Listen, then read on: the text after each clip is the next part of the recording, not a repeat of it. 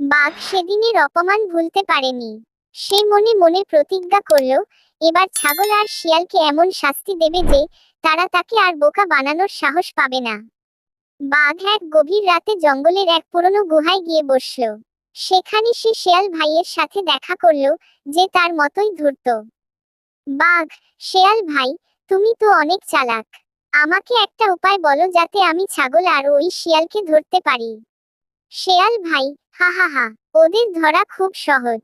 তুমি যদি নিজেকে আরো ভয়ঙ্কর ও শক্তিশালী বলে প্রমাণ করতে পারো, তাহলে ওরা নিজের থেকেই তোমার হাতে ধরা দেবে। বাঘ, তাই নাকি? কি করতে হবে? শেয়াল ভাই, তুমি যদি তোমার গায়ের রং লাল করতে পারো, তাহলে সবাই ভাববে তুমি এক জাদুকরী রাক্ষস বাঘ। তখন ছাগল আর শিয়াল তোমার কাছে আসতে বাধ্য হবে।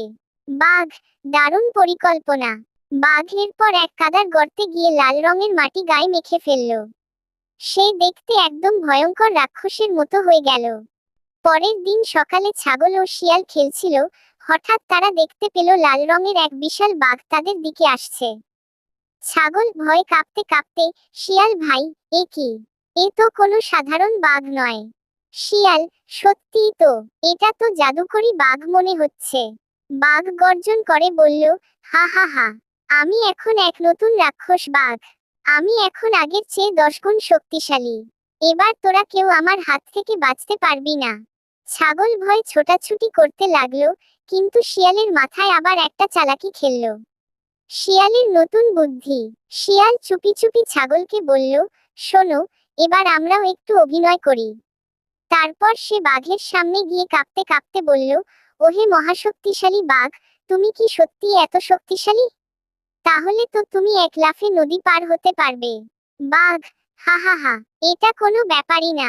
বাঘ নদীর সামনে এসে লাফ দিল। কিন্তু সে জানতো না, নদীর নিচে ছিল এক গভীর কাদার গর্ত। বাঘ সোজা গিয়ে সেই কাদার মধ্যে আটকে গেল। বাঘ, ওরে বাবা, আমি তো নড়তেই পারছি না। শিয়াল আর ছাগল হাসতে হাসতে বলল, বাঘ মামা, এবার কি করবে? বাঘ চিৎকার করে, তোমরা আমায় ধোঁকা দিলে। বাঘ অনেক চেষ্টা করেও কাদা থেকে বের হতে পারল না। শিয়াল আর ছাগল খুশিতে নাচতে লাগলো। শিয়াল, আহা, বুদ্ধি থাকলে আবার শক্তির দরকার কি? কিছুক্ষণ পর বাঘ কাদার মধ্যে থেকে কোনোরকমে উঠে এল, কিন্তু তখন তার শরীর আগের মতোই সাধারণ বাঘের মতো হয়ে গিয়েছিল। বাঘ গর্জন করে, এই শিয়াল আর ছাগল, তোদের এবার আমি ছাড়বো না। আবার আসবো, আর তখন তোদের জন্য আরো বড় ফাঁদ তৈরি করব।